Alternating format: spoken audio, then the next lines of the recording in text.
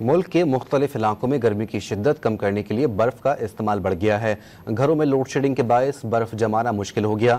شہری بازار سے مہنگے داموں برف خریدنے پر مجبور ہیں۔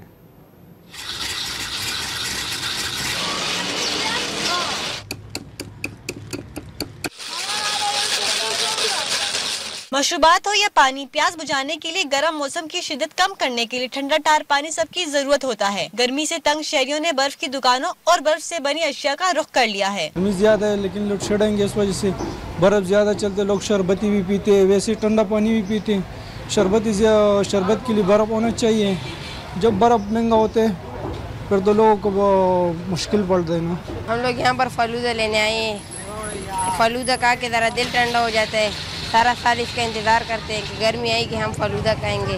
دوسری جانب گرمی میں برف کی مانگ میں اضافے کے بعد برف کی قیمتیں بھی آسمان سے باتیں کرنے لگیں۔ بجلی بھی نہیں ہے، اوپر سے گرمی ہے اور اس کا ایک بلاک 2500 روپے کا بک رہا ہے، تو بہت مہنگی ہے برف پشاور، اور گرمی کی بھی وجہ ہے اور لوڈ شیڈنگ کی بھی وجہ ہے۔ کارخانے میں فی بلاک کی قیمت 1300 روپے جبکہ پرچون کی دکان میں 2500 روپے پر فروخت ہو رہا ہے۔